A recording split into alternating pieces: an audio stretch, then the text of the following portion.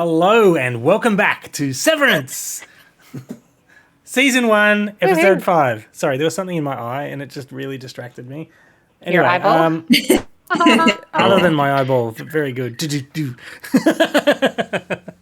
Where's the boom tish in Discord when you need it? I can find it. Yeah, come on. Michael, soundboard it. It's definitely there. Taught me how to do it again. Thank you very much. Yeah. We're back for episode 5, which is called The Grim Barbarity of Optics and Design. So if you remember correctly, last episode we saw into a room behind the room that we thought was Optics and Design, and there's a lot of people in there and some weird machines. It looked like an infinity room, you know how it just kind of goes off into the distance? Yeah, I reckon there might have been a mirror. I actually am hoping that there'll be a scene where someone will like try to run down the hallway and smash into a mirror. I'd enjoy that a lot. And it's a Trump, whatever it is. Yeah. They totally didn't see themselves running at themselves. Okay, so as usual, I will just read through the plot synopsis that I have from Fandom's Severance wiki. Interrupt me if you have anything to add. Okay, so we finished the last episode with Nelly, not Nelly, Helly. That's the new one. Yeah, hanging herself. Oh. Okay, there you go. Jesus. And so glad it wasn't Nelly. Yeah, I'm also That is glad. grim. Yeah. Watch out, it'll be Kelly for the next one, next flip. So we see Helly's hanging by the noose that she's made, trying to get traction because now it's her outie who's switched and realised the situation. He's woken up. Yeah. Yeah. We see Mark walking down the hallway, completely oblivious to everything that's happened. He's just come out of the wellness, whatever it was. What is it? Wellness something? Wellness centre, I think it is. Let's just call it that. Yeah. The elevator opens by the security desk. Helly remains hanging. Okay, and the doors close again. I want to point out the security guy is not there, and this has happened a few times now, where you see the doors open and he's not there. He's not there. Yeah, it's just like, well, this seems like a problem. Why is he not there? Again. Someone really needed to mentioned that be last there. time, right? Yeah. In the last episode. Yeah. Isn't it the security is more needed for them coming in than leaving? I think he signs Obviously, them. there's not shifts. I think he fills out something. He's there when Mark indicating leaves, they're out. though, as well. Yeah, that's true. Okay. Mark comes into MDR where Dylan is reading the UUR, and Dylan quickly hides the book, which he got out of Mark's desk, and asks if Helly left. Dylan says she did. Mark suggests that maybe Dylan should leave, but Dylan says he's just wrapping up. Mark walks out to the elevator and inserts his card. We see Grainer running down the hallway. When the elevator opens, Mark sees Helly and immediately freaks out, stepping forward to hold her body and call for help. Mr. Grainer arrives soon after and unties the cord, freeing Helly. They lower her to the ground outside the elevator.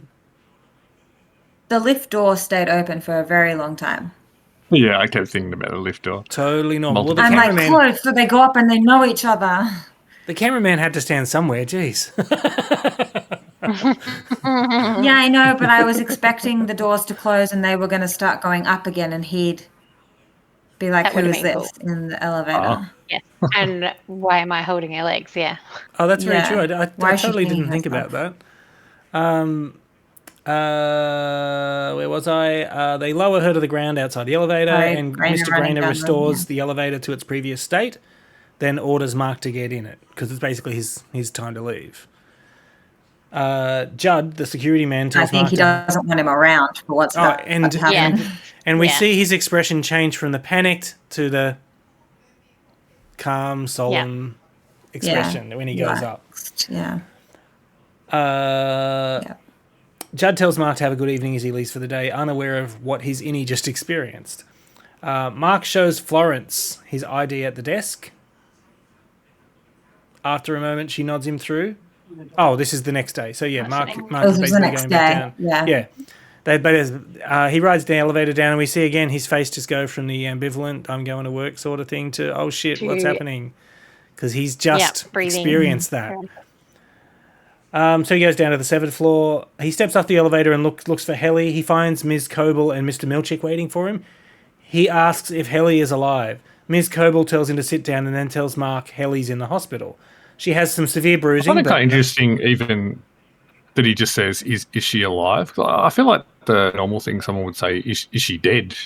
It doesn't mean anything, but I just found that a little Or bit is odd. she okay? Yeah. Yeah, That's I don't know. I Maybe think that's maybe not- because she was kind of awake and moving when he left, so she wasn't like she didn't look dead necessarily when he left. Maybe that's why he said alive. I don't know. So yeah, Mark. Miss Coble says that Helly has some severe bruising, but no permanent damage. Mark asks if they're going to let her go. Ms. Coble says Helly's Audi has no intention of letting her go. Mark points out that Helly nearly died because she doesn't want to be there. Ms. Coble says she'll be back at her desk in a few days. He asks if that's enough. And here Ms. Coble says it happened on his watch. And I'm like, what could he do? I mean, seriously. I said He it's was also on your watch as well. Yeah. he was also in the wellness center on her orders, so he wasn't available. That's the other at that thing. It's point like, in you time. told me to go here. I might have noticed if I'd been there. Yeah. Yeah, And so it she... she took was a really serving long on time. him as well. Sorry, your audio was They cutting were up there. they took a really long time to. Oh, me? No, Nelly's. Oh, me. Everyone, I think my internet's a bit slow today. Everyone else is being a bit slow. You sound as okay in now. When your mouth moves is after you. Okay. So sorry, you were saying? I thought it was a bit strange how long it took Grainer to run because she had the time to tie it, make sure it could hold her weight, and set it all up. And it was when the lift was coming back down that he was running towards the lift. I suppose you can't be watching everything.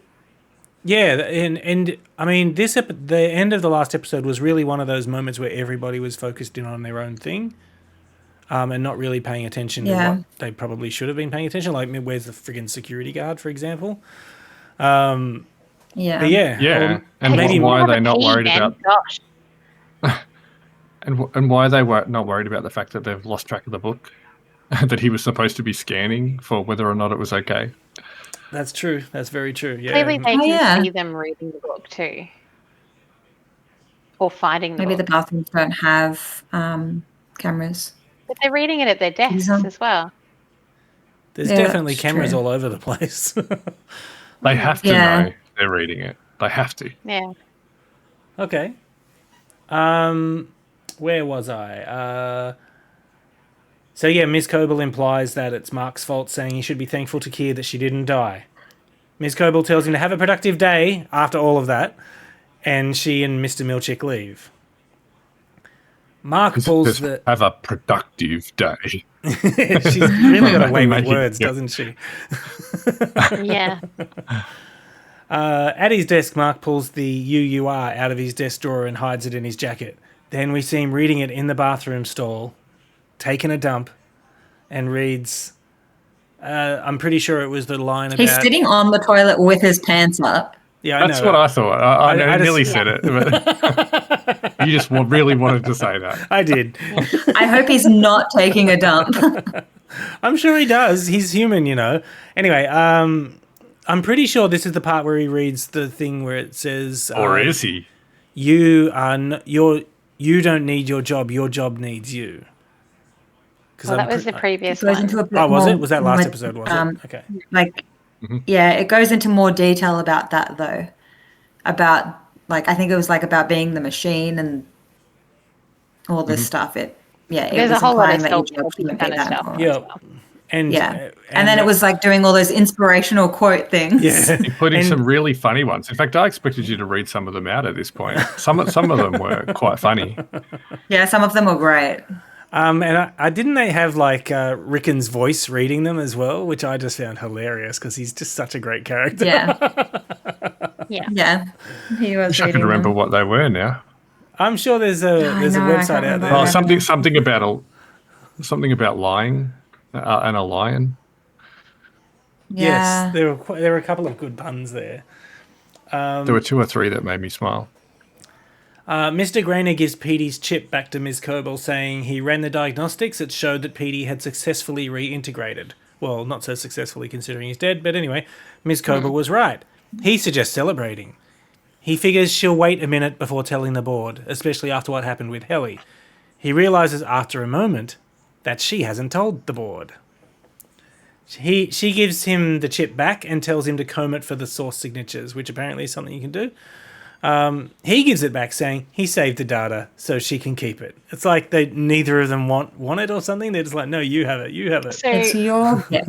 this is when I had the thought that maybe those machines that were in the end of the that we Optics saw and that design. in that what looked like it looked like a server. Maybe that's everybody's memory banks. That's interesting. Ooh. Maybe they can upload memories, or when they're doing certain things, they're able to, I don't know, download stuff. Perhaps. You know, when they're in the break room and they're just in that trance kind of state. Well, saying something Anyway. over 1,000 times, I would definitely go into a trance state. So Ms. Kober wants to know who did this who basically reintegrated Petey, so she can then deliver everything to the board at once. She's trying to do a news sandwich. You know, I've got this great news. Here's some bad news in the middle. You mean a shit Is that sandwich? her? No, that's the one. I don't shit think sandwich. that's her. I don't think that's what she's aiming for. I think she's got some other agenda. She's definitely got ulterior motives. I took it as like a lot of this is bad. I want to have some more good news to deliver so that basically I don't get fired. Well, no, I don't trust her. Yeah, I think it's more. I mean, I don't trust her in general, but I don't trust her as the boss either in the role she's supposed to be in. I was just thinking about that meeting she had with, what was that woman's name? And the board? The media girl. Yeah. She was like really excited to see her and like wanted to chat and stuff, as if she was one. It's like she thought that was her way of climbing up the ladder a bit more, maybe. It definitely seemed that way, yeah. Okay. At the end of the day, we see Mark leaving work, and he sees that he missed several calls from Rickon. Oh, this is like some of the best of Severance. this whole giving birth thing. He curses and rushes to leave work. Good. He plays Rickon's voicemails, which get increasingly more panicked as time goes on. I find it really interesting as well that they think that Rickon thinks that he'd have his phone with him. Yeah. And would understand what was happening, like where he's not supposed to. Yeah, or that maybe someone at his work will understand. Or... Oh, his sister's giving birth. Well, I should go tell him. Yeah, they're checking it for him. Yeah. He says when you're asleep. I don't know why Mark didn't just ring and say I'm on my way, or message I'm on my way, because like, by the time they get there, they still have no idea when he's coming. So the message is over time basically say Devon has gone into labour, and at the skiing retreat that Mark called. They get increasingly frantic as they go on. Mark drives to the retreat and follows a map to their cabin. Mark gets to the door just as Alexa is exiting, the woman that he was on a date with. I don't think he's going to be dating her anymore. Sorry, the birthing. I forgot ski she was going to chalet. be the birthing person. Sorry. Yeah, the birthing ski chalet just felt a bit sinister when they're signing in and the security and all that kind of stuff. I don't know. Didn't know it was a thing. It was weird that there was like this, although a lot of places, I guess, do have that overseas. I like this moment His sister still wanted to set him up, though. Yeah. Yes, definitely. So Alexa says... Maybe she'll give you another shot. Alexa says to Mark, did you forget that I was going to be here? He admits he did a little bit, yes. I did. He apologises for the night of the date. But she says it's fine. She tells Mark that Devon is doing great. They still have some time before she'll give birth. Rickon is doing a thing where he cries over her, so Alexa is giving them privacy. Mark thanks Alexa for taking care of Devon. When he enters the room, he sees Rickon's basically lying on his knees next to her with his head in her lap crying. And he doesn't want to be like his own father. Devon thinks it's good. He's getting it out now. Mark comes in and says he saw the message when he got out of work. He likes the cabin.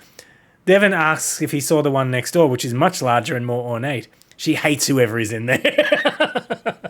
Devon has another contraction, and Rickon tells Mark to say a secret because the fetus is drawn to clear air. Purging secrets can speed the labour. This is just so, he's just so... like a vacuum. Yeah. Rickon decides to start. He tells Mark he loves him and he's hurt that Mark hasn't called to thank him for the book yet. Mark obviously has no idea what Rickon is talking about. Yeah, you asked about this last episode. And he's like, what book? Yeah. Yeah. Mark has no idea what Rickon's talking about until Devon says they left a copy of Rickon's new book by his door. Mark tells them he hasn't seen it. He guesses it was stolen. And then Rickon goes on a downward spiral about, oh no, someone's got an advanced copy. Yeah. And then he's like, they'll read it. They'll be, but I really hope they get something out of it. Yeah. Maybe it's And I love it how Directions, and he's the most panicked person in the room while she's going he through that. really is. The contraction passes and Devon leaves to get coffee. Of course, I mean if my pregnant wife is just going to get up and leave, and it's In the okay, cold. she can just go on her own. Yeah, it's very cold outside, it's snowing. Yeah. I was like, is she even allowed coffee? Like, I feel like Yeah. you're not. Rickon says, "Oh, that's good because he and Mark can finish setting up the room." He asks Mark to help him hang the kelp. The kelp. Mark asks why, and Rickon asks, "Do you really want me to explain it?" I love it how he actually knows Mark. Yeah, he has and him. he still is himself. Yeah. There's just so much quality Rickon in this episode. Yeah. There really is. Outside, Devon sees a woman walking inside the cupboard next door. She sees a man exit and calls out to him, but he just ignores her and keeps walking. She looks in and... I got creeps from that. Seeing him walk I away did as well. and he wasn't hearing her. She was pretty loud. And It's not like that he was far storming away. off He or should've- something. Yeah. So she looks in and calls out to the woman inside saying she's just out for a coffee and noticed that woman has some. She was hoping that she could hook her up. The woman inside says, okay, and Devon goes to the door. The woman lets her inside. Also, when Devon's talking to her from outside and the woman's looking outside at Devon, the glass distorts her face in a comical way. I didn't notice that, but that would have been very funny if I had noticed it. So the woman lets her inside and Devon has some coffee and vents about Mark and Rickon. The woman asks if it's Devon's first child. She says it is. And that woman says, this is my third. She's naming him William. Devon can't imagine having three because she's so scared of ruining one. The woman says she has a lot of help. Devon points out how nice the cabin is and asks if she's rich. The woman just laughs. I think the woman introduces herself, doesn't she? She does, right? I think she did. I thought the woman was very Stepford Wivesy. I just like. She did seem a little bit she was knocking distant. on the door, but she seemed really like. Also, why is she there there by was herself? another pregnant lady there asking for coffee. Like, I don't know. I just got a weird vibe from her. It could just be because she was like, why is there a crazy person outside my window? But Yeah. Why is there a crazy pregnant woman outside my window? yeah. Well, I mean, that makes sense. They're at a birthing chalet. Yeah, they were definitely trying to make it a bit weird. Yeah. But she kind of acted fairly normal in the end. I thought it was going to end up being more extreme. Yeah. Rickon talks about his book as he and Mark hang kelp, which is a completely normal thing to do. Rickon knows the last time Don't ask. Mark was in a medical facility was for Gemma. He thinks the baby's middle name could have been a wonderful tribute to Gemma, which it's actually a really nice thing to say. But he understands that Mark wasn't comfortable with it. I mean, it's actually a moment where Rickon is, you know what, I get it. And he's right. He was right to not say, hey, maybe we should give our child the middle name of your dead wife. Yeah. But I like it that Mark's been consulted, obviously, about it. Mark And they haven't just says, sprung it on him. yeah, Mark says, your kid deserves her own name without baggage, which I think is a good thing to say. Devon That comes was back. really, really sweet. It was. I really liked that. Yeah, Rickon and Mark do not connect very often, but I thought that was a good moment. I thought it was really nice that they asked about naming the daughter after his wife, because that may be hurtful to some people, and some people do it without asking. I thought it was a little weird he rejected it, because it is a really nice sentiment at the same time, but then him explaining it and saying she deserves a name without a memory, I was like, oh, that's so lovely. Yeah. Like, I just loved that. It was a really nice part in the show of that is a horror. Devon comes back with coffee and says she made friends with the richest lady in baby camp. She was quiet but nice. She thinks she should send they Mark. didn't go, oh, yeah, I forgot you were here. Or, Oh, yeah, that's right. You, the pregnant they're woman. just having their own That's conversation the reason for we're ages. here. I mean, it's like a ski chalet. It's got to be cold outside. It's dark. It's like, what else do you want? Like, I know she needs her independence, but maybe keep an eye on her while she's having contractions. Yep. Devon says Devon considers sending Mark to that cabin, but Mark says she's probably spoken for. Devon thinks, and this is when Devon says Alexa would probably give you another chance, but Mark isn't so sure. Devon then has another contraction, and Mark squeezes Mark's hand to get through it. Mark offers to tell a secret. When Devon says to do it, Mark admits he thinks Lumen is up to something. He's been hearing things. Devon asks who he's been talking to. He asks if she remembers the businessman, the one that he saw outside her house. Before Devon can answer, she cries out in pain, which wakes Rickon. Mark goes to get Alexa, and that feels like a conversation that was rudely interrupted but could have been important.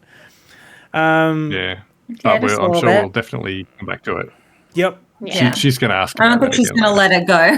Yeah. She's like, okay, I've had the baby now. Now let's go back to what you were talking about before. Just explain. Let's go. Yeah. Outside, Mark is sitting in a chair next to the water thinking.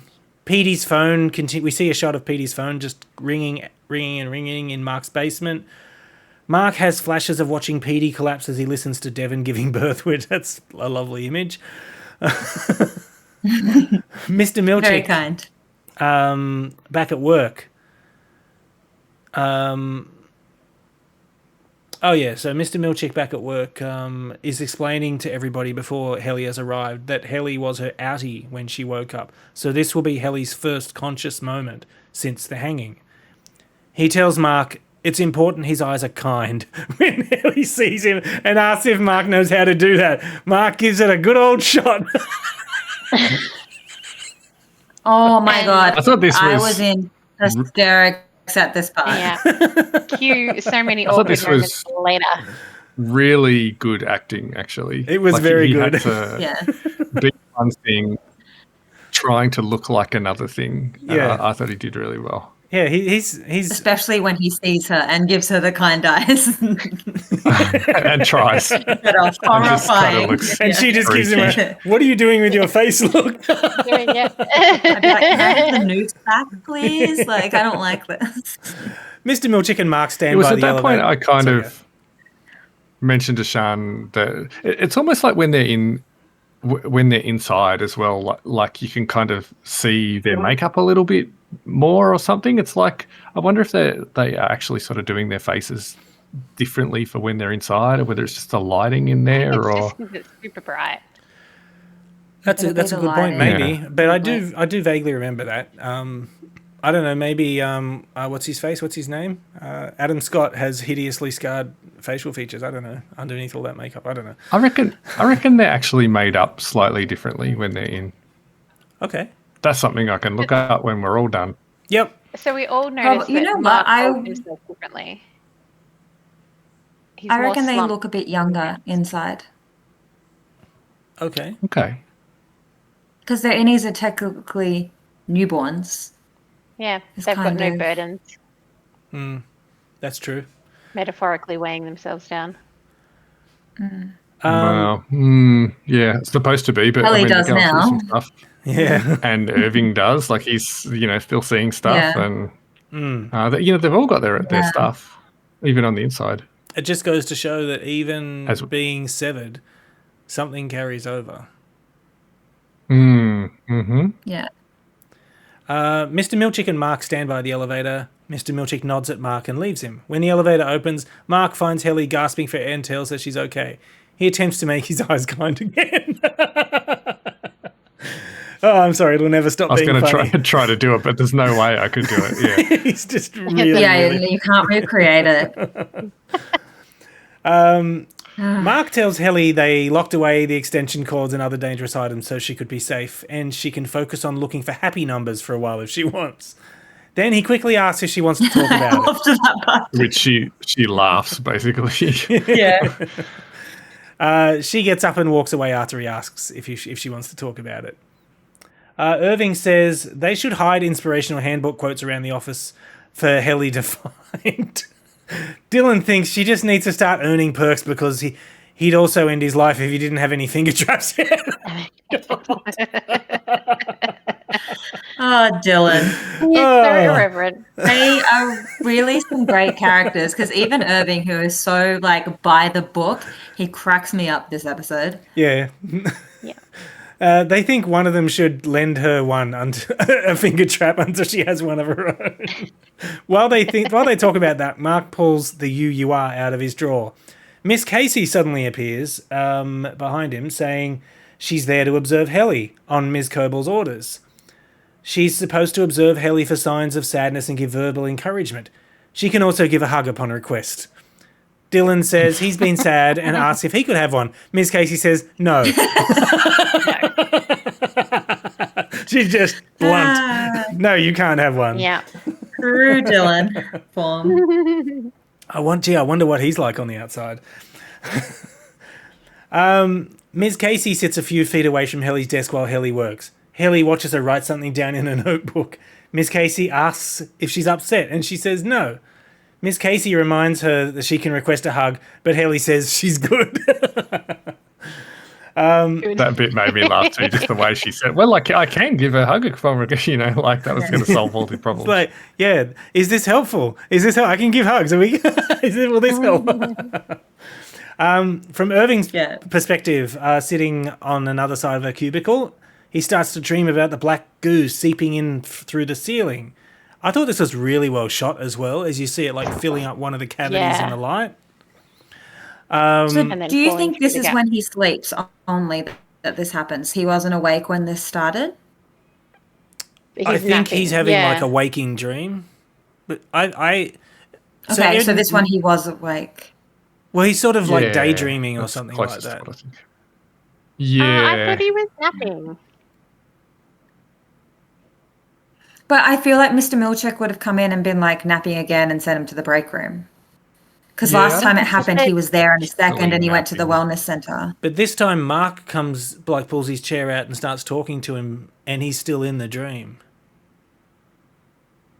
Yeah, but that's and he's like, dream, are you still with us or something? Yeah. Oh. Yeah. I think he was just daydreaming. I thought that was part of his dream. It wasn't part of his dream, but then once he snaps out of it, Mark is still there and like, hey, you okay? Oh, okay. But I kind of thought he was starting to see questions. It awake. These are good questions. I'm sure we'll find out more. Don't know what it means. You know, because I'm sure they're not going to resolve that black goo thing, right? Well, considering it's in the opening credits, surely not. Yeah. So Irving suddenly startles awake when Mark talks to him. Irving says he needs to go to Optics and Design because something's come up and he wants to seek Bert's counsel. Mark tells him it's fine, but has Irving make a copy of the map so that they can find him because Irving's got the map that takes them to Optics and Design. Irving attempts to copy the map, but what comes out is two graphic drawings of two groups of Lumen employees attacking each other. He turns to see Mr. Milchick, who apologises, saying they must have sent the print job there by mistake, and Irving wasn't meant to see that. Irving asks what they are, and Mr. Milchick says they were a joke for Ms. Coble. Irving thinks it's the Optics and Design coup that Dylan talks about and asks if it really happened. Mr. Milchick says it didn't. Because it's the badges. Nothing like that. Some of them are wearing blue badges, some are wearing green. Nothing like that could happen at Lumen, Mr. Milchick says. Dylan thinks the pictures are ironclad proof, of course, despite Irving telling him that Mr. Milchick said it was impossible. Irving offers to ask Bert about it, but Dylan reminds Irving that Bert lied about the sizes of his department already. It's also really quite graphic. Did you see someone's eating somebody else's intestines as well in there? Yeah. Yeah, they're eating. It's cannibalistic, yeah. Yeah. Which Mr. is Milch- what they believe happened, isn't it? That's what story they've been told, or the rumor Yes. going They around. resorted to cannibalism. Yeah, I think it was quite a horrific thing. Because they joked about killing Mark and wearing his face to scare them off. Oh, that's when he said, "Oh, they That's kind of recognize me. You should really wear it inside out." Yeah. One of Like a my hat. favorite lines in the whole show. Mr. Milchick walks back to Ms. Cobal's office, who asks him about running a 266 on Irving. Mr. Milchick says he thought it might dissuade Irving from spending so much time with Bert and asks if he should have consulted Ms. Cobal first. Ms. Cobal says no, it was good initiative. Mr. Milchick says he saw Ms. Casey in MDR and knows Ms. Cobal is having her watch Helly. He asks why. She says she's trying something new with Ms. Casey and asks him to keep it between them. So this whole power dynamic is quite, having trouble navigating it. So is Mr. Milchick subordinate to her? it seems that way to me anyway. Yeah. At that's least the way I would in one think. sense, but in another way, it seems like he's not. Maybe it's like I a think power she struggle. gives him like. Oh, I don't think it is. I think like he's trying to preempt her moves. I feel like he's like, if we were to think normal businesses, she's like the executive person and he's like her assistant almost. Is kind of how I see it. So he okay. does all the work working with them and he's the first point of contact for them. So like Mark should be going to him and then he goes to Miss Colbert, whatever her name is. Cobell. Is kind of how I see it.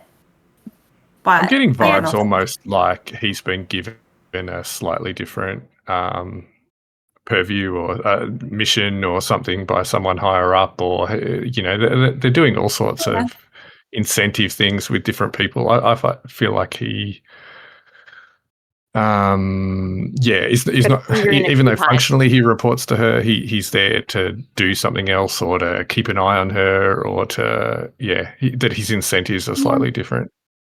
Okay. All right. And then the other lady who's watching, who I initially thought might have been, I don't know, part of the organisers or something. She just seems like she's just doing a job. Like she's kind of caught up in it like everybody else. Yeah. When we have the scenes I later didn't about get her that. trying to, chase them down and not get in trouble and. Yeah. because So in all the wellness center scenes we saw with Irving and then with Mark, it felt like she was kind of in on whatever's going on. And in this episode, I've like Miss Colbell is obviously testing her in some way because the test is for her, not for Helly. So yeah. So you think she's just like another cog It's weird. in the Severance machine. The Lumen machine. I do, yeah. I think we find out that O&D are a little bit like that as well. They're just a cog that have been told stuff as well. Okay. We see Helly washing her neck in the bathroom, but she can't remove the bruising. Of course, it's bruising. She returns to. I thought she was washing off makeup so that she could see the bruising. That's what I thought she was doing as well. Oh, okay. Because I don't remember seeing it when she first came in. I thought she was uncovering it. Okay. I wasn't quite I missed that. sure what she was doing. Helly returns. I could be wrong, but that's just what I. That makes way Well, more that's sense. what I thought as well. She was trying to wash the makeup off. That so makes that way she more could see sense it. to me Yeah. than what I thought and what this says, definitely. She returns to MDR, where Ms. Casey asks her to describe her time in the bathroom. To distract her, Mark spills his drink on the desk and on Ms. Casey's notebook. Ms. Casey tells Helly she needs to go with her to distribution supply to get materials to clean up. Mark offers to help Helly while she's gone, since it'll only be a few minutes. Ms. Casey says it'll be 8 minutes round trip, but decides to go alone anyway. Helly is relieved to have an 8-minute break from Ms. Casey. Mark offers to show Helly where they keep the extra pen caps. She initially declines, but then realises Mark's intention and goes along. It's not related to pen caps. I figured she kind of knew all along, but just wasn't going to humour him in the first place. And then she's like, oh, all right, God, I'll go. Yeah, I felt like she just didn't want to. Because she doesn't see herself as on his side either. Yeah. So she's kind of... She doesn't want to have a relationship. She doesn't want to be there. Okay. Miss Casey, we see Miss Casey walking along with cleaning supplies. She passes a room where Bert appears to be talking to himself. She pauses a moment before continuing it. So he's in that conference room that we saw Mr. Milchick in with the book and where they found the book. Yeah. At least that looks like the same room to me. Mark and Helly walk, and Mark asks Helly how she's doing that. How she's doing. He says he just wants to talk. Helly says she's really bad. He leads her into a room where the furniture is covered in plastic. He shows her Petey's map, which he's been trying to recreate. He thought if they worked on it together, they could finish it. She tells him she's not his new Petey and walks away. Mark follows her. We switch back to Ms. Casey returning to MDR, and Irving tells her that Mark took Helly to look at pen caps. Which Irving probably totally bought into that, so she asks, where? He says it's at the end of the storage wing. Ms. Casey tells Irving that Bert is in the conference room. That's right. She pauses, she goes to leave, pauses, and tells him Bert is in the conference room. Yeah. Irving walks to the conference room and goes inside. He asks Bert what he's doing there, and Bert says he was turned around. He was looking for Irving because he hadn't heard from him. Dylan suddenly comes up and closes and locks the door with Irving on the outside. He claims that Bert was coming at Irving. Irving tells Dylan to let Bert out. He wasn't. No, he wasn't. But Dylan refuses and asks Bert about the people Bert has been hiding. Irving walks away as Dylan and Bert keep arguing. Mark follows Helly through some hallways. She wonders where they are. When Mark talks to her, she says that she told her Audi she wanted out, and her Audi told her she wasn't a person. Are these the corridors that as they're walking, lights are coming on and then going out? I think it was, yeah. I found this interesting. In a way that and the lights were following like her. Did you notice that? Yeah, they weren't following like him at all. Energy saving, yeah. And yet when she doubles back, they still follow her. Yeah. Yeah, was it? Yeah, well, it didn't even make sense that it was. Yeah, just. It is interesting. Why did they follow her and not him? Why didn't the whole hallway just light up? Yeah, it's crazy. Because they would turn off before he had. Left the area. I'm glad I'm not the only one who noticed that. Is she a descendant, do you reckon? And it's only set to recognise blood descendants of the who's my whatsies? Who are they? Egans? I've been wondering something like that about why she's so determined to be there. Just her Audi. Yeah. I forgot to mention there was a bit in last week's episode where they were all walking down the corridor and the sound of their footsteps didn't match their stride at all. And I thought, that was a bit of a miss. Where's our Foley man? That's pretty much this whole episode at the moment for me with listening to you guys. Your mouths are moving, but the words are not the same as your mouth. It's the same for me. But it's always like that for you, Katie. No, it is. It's a bit. The Discord's been a bit funny, I think. Okay. Mark says that's horrible, but encourages Helly to think about herself and what she wants inside Lumen. Helly wants her Audi to wake up as the life bleeds out of her and know that Helly did it, which is just a bit dark. Yeah. And then suddenly they hear a cry from down the hallway somewhere. I thought it was a baby at first. It was intentionally meant to sound like a baby. But then it was very baby goat, yeah. It's made our cats oh, really? wonder what was going on. Dinner time. Switching back to Bert. No, not dinner time. Just they always react to the sound of a baby. Oh. Bert wants to explain. Irving returns, having been unable to find Mark. Dylan thinks Optics and Design has killed them. God.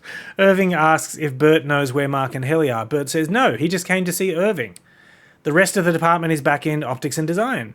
He knows he lied when he said it was just him and Felicia. Irving asks why he's in the conference room if he was coming to see Irving instead of coming right to the office.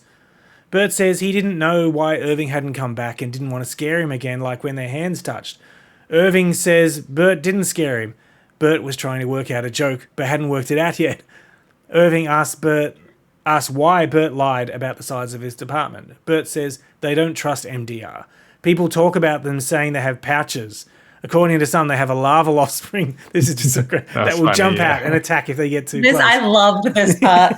In this theory, And the I was larva... thinking, is this his joke that he was trying to work out? I think it was, because he does finish with a joke. No, this is what Owen No, I D's think been this told. is. I think that's what. Yeah, I think that's what they talk Oh, That's what they've been told. about This is among themselves. their version It's like of Irving talks the, about O&D. Jeez. their version of the incident that happened. Yeah, in this theory, the larva... I know earlier on. Oh, you go. No, I know I thought earlier that maybe Bert was in on something or as part of the management or something of it, but not anymore. Like he just seems like another cog in it as well. And his story about sort of going into the conference room to try to think of a way to get the conversation to make sense or not be embarrassed or whatever. I just totally read true to me. It just didn't sound like something someone would make up if they were trying to be manipulative. It just sounded honest. yeah. Yeah. And he didn't even notice or clock when she walked past either. because he was so absorbed with trying to come up with a good joke. Yeah. Where was I? And yet, when the two of them are actually together, they actually, it was just by themselves, they sort of pretty quickly just fall into something natural where they're just sort of having a laugh with each other. Yeah. Yeah. They Which is definitely kinda have a cute. connection. Yeah. Yeah. So just to finish the larva Freeze on. talk, they have a larval offspring that will jump out of their pouch and attack if they get too close. In this theory, the larva eventually eat and replace the host. Dylan calls for Irving to step away from the door. He asks if Dylan asks Irving, "Do you like Bert?" He disapproves. Irving admits the handbook prohibits it, but Dylan is more concerned with the safety. Back with Mark and Helly, they follow the noise and they find a goat, a little baby goat. They open a door that's slightly ajar and find someone who is feeding a goat with other goats in the room. And if I remember correctly, he's sitting on a chair and there's the room has these hill things that the goats are walking over.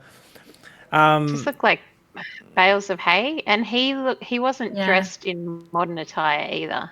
No, a sort of old-fashioned suit, if I remember correctly. Yeah, with I like thought they were lambs at one point as well. He says I think they're they're not lambs ready, with water so they type can't of take them yet. metaphor. And he basically shouts them out of the room. The goat in his arms crying as he tells them to get out. Back with Bert and Irving, as they walk together. Yeah, that was all very odd. Yeah, it's Very. strange. Yes. And I I might have have no gotten, idea what it It's like means. we're This is the starting David to Lynch like part. unravel now. Yeah. I might have gotten a message from Sean about how was this show anything to do with David Lynch? And I thought she must be talking about the goats. Yeah, I thought that as well as soon as she said it. So as they walk together, Bert's hands tied behind his back still with a belt. Bert tells Irving that there isn't a painting in their collection called The Grim Barbarian of Optics and Design, despite Irving seeing that name on the picture on the printer. Dylan follows behind them as Irving's expresses doubt that the painting was real. Irving reminds Bert that relationships beyond the platonic are frowned upon. Bert asks if that's what they are. But when Dylan clears his throat, Irving doesn't answer and simply unties Bert, releasing him from their supervision to return to Optics and Design. Bert invites Irving to see something in the storeroom. He says Dylan can come as well. Dylan shakes his head but follows. Irving and Bert look at the courtship of Keir and Imogene. Keir met his wife while he was a stewman in an ether factory, and she was a swab girl. That language is very old-fashioned. Ether is the old and I can never Anesthesia. say the word. Yeah, isn't it? But Yep. like cloth and Yep. type of Yep. thing. Yeah. How they'd put them under for small surgeries. And her being a stuff and swab teeth girl. It's just like What's a swab girl? Is that like swabbing up the blood off the floor or something? a cleaner, I think. I thought he in said that. In an swamp, specifically. like someone from a swamp. I was like Shrek's daughter. What are we talking about here? I thought they said swamp. I was very confused. I can see why that would be confusing. Dylan Yeah. finds being in optics and design dumb. Irving says the handbook says they were bonded by the spirit of industry. Bert knows that, but if the painting's interpretation is correct, they met and bonded as colleagues. Dylan opens a drawer and pulls out a painting. Irving wonders how something could be wrong if Keir did it. Sorry, go. Sorry, how does he pull out that one? The first magic. one he looks through and he first one. finds. Yeah. Magic. It made me think that maybe all the drawers had the same thing. Maybe they'd put it there, particularly in that's the a good same way point. they made sure that the thing was at the printer. Yeah. They're making sure that, anyway. Actually, no, that doesn't make sense. No, they wouldn't have put it there because of what we're just about to learn. So we see Irving's fingers brush over Bert's hand until Dylan comes in and tells Bert to get away from him. He shows them the version of the painting despite claiming it didn't exist. Irving says the painting isn't the same. In this version, MDR are the aggressors. Bert says it's never gone into the hallway rotation. It's called the Macro Data Refinement Calamity. Dylan asks why there would be two versions of the same painting. These are very good questions, Dylan. Back with Helly. Yep, she wonders if the goats are the numbers and they're deciding which ones live and which die. Aww. That was so sad. When you say I don't like that. when you say sowing discord, though, is it just to keep them apart, or do they actually want them To make the departments primed not against each other? work together, I think. Yeah, make it so that they something. won't work Yeah. together. For what though? Like, I know Won't- that's a question. won't go out searching other departments, I kind of feel. It That's feels like more what I was experiment thinking. Yeah. Spaces. Yeah, It kind of I reminds agree. me at this point, when you see on a lot of movies and stuff, maybe Michael, not less so, but where they're doing experiments on mice and rats and stuff, how it's always they're overlooking that little maze and the mouse has got to go through it. That just reminds me of the severed floor, basically. That's interesting. I like that thought. Yeah. That's very interesting. Helly's wondering about if they're deciding which baby goats live and die. Mark doubts it's that. He knows Helly doesn't want to be there, but he's glad she is, and he's sorry that this is the best he can do for her. This is really a nice, heartfelt moment, which is like, look, Yeah. I'm sorry, but... I'm pretty sure it's behind Michael's head right now. Oh, yeah, I think you're right. Yeah.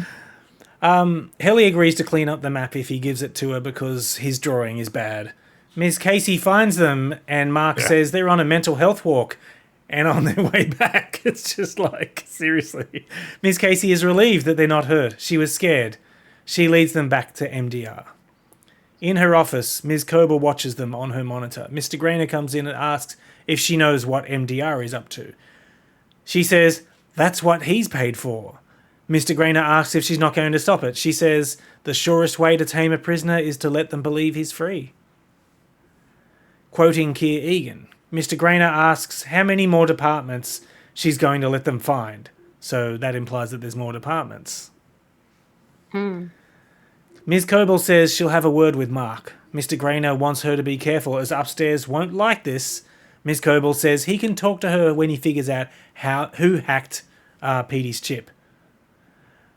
Back with Bert and Irving, Bert leads Irving and Dylan into the storeroom and calls everyone's attention. He introduces them to Irving and Dylan from MDR. They're friends, he says. Felicia and the others just look at them. And that's the end of the episode. But you can see it does finish in like a door at the end, but there's at least a bank of 80 odd before you get there. It's very, very interesting. So we're slowly... I kind of wonder whether Go. the hacking of the chip is just another kind of inject into the experiment, but on the supervisor. What's her name? Ms. Coble?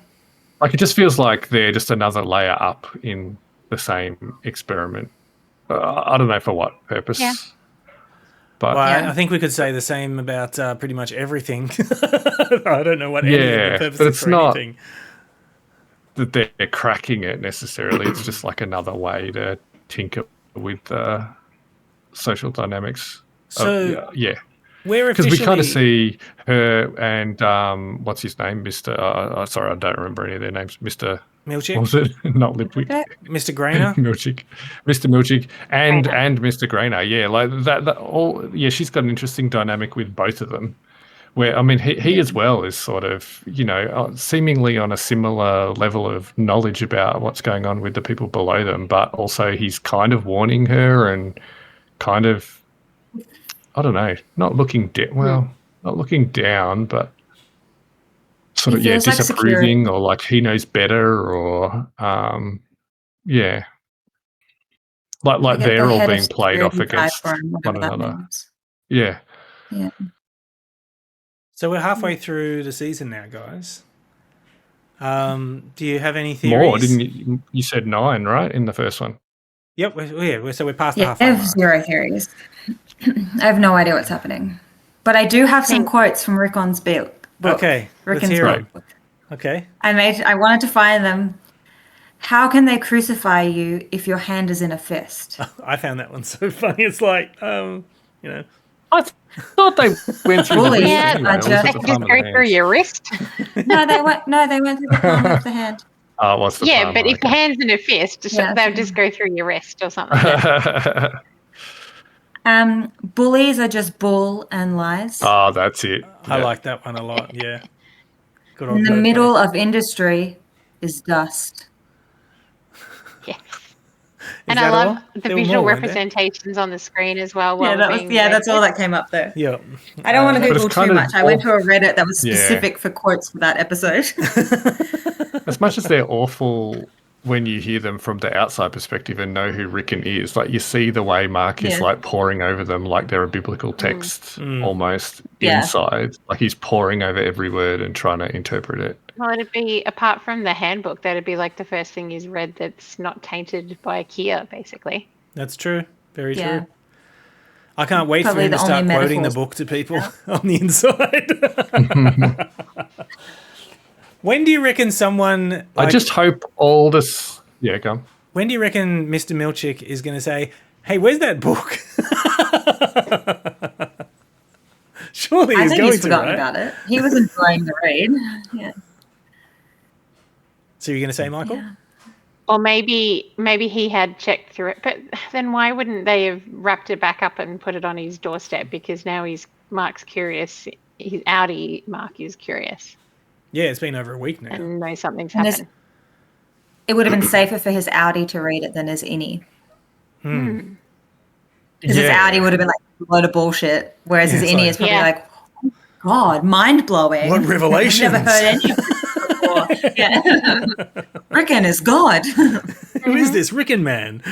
Do you know, Rickon also has, in the part on his hair, he has a mole directly in between where Rickon, his yeah. hair parts. Yeah. Oh, really? Yeah. Just There's a lot exchanging about one Rickon that I after just the find next. adorably dorky. Yeah. The beds was my favorite. Every time I hear Rickon, I just think of the boy from Game of Thrones. It's because the only other context I have for that name at all. That was a Oh, character. yeah, same. Every time I hear it, I'm like, oh, Was yes. that the crazy one? Yeah. No, That's it good. was one you barely see. Oh, Younger okay. son. the youngest one?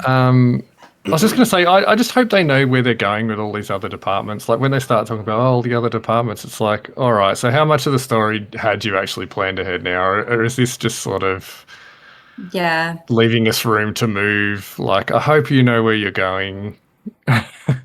So I will tell I don't you. want it to be one of those shows where you have to figure out the ending for yourself.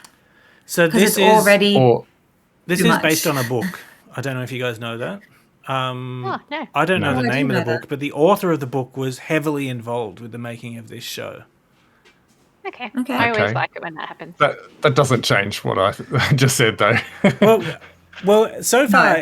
every episode has been basically leading on from something we heard or learnt from the previous episode. So where do you think the next Oh, episode yeah, is going no, to go? of course.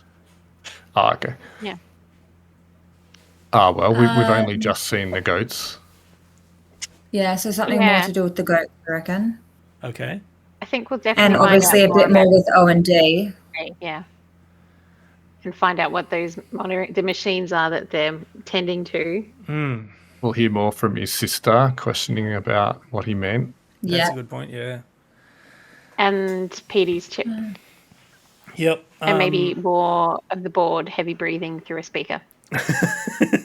Do they do heavy breathing? I'd I think really they're like- just dead silent. Kelly it's just origin story. You want to learn more of her story? Oh, yeah. Helly origin Yeah, I story. want her origin story. Know more Okay. about it, Well, I Abby. kind of want like all of their origin stories. I don't like Dylan and Irving. I don't need their origin stories. I mean, What if they it'll turn be out- interesting to know why they're What there. if Dylan and Irving's origin stories turn out to be like the most pivotal parts of the show? Yeah, Sorry, Dylan's like a muscle model or something, wasn't he? Yeah. He's a muscle man, bodybuilder, wasn't he? Yeah. He's in the muscle shows. You know you can't survive on that kind of money. You know that, right?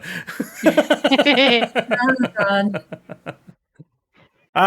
Okay, all right, let's leave it there. I'm definitely watching the next episode straight after this. Me too. Thank you very much, guys. I can't And I will point Because out Mum's not there. 3 episodes left. Okay. 4. 4 At this episodes rate- Four. left. Yeah, 4. I can 4. count. Hello, Missy. Did I say 3? I meant 4. Ben can't Missy. wait because then he gets to watch the season 2. Yeah, I've never seen season And he's 2. been waiting on this whole time. You okay there, Nelly? Yeah. All right, thank you, everyone. Until next time. All right, Bye. see ya.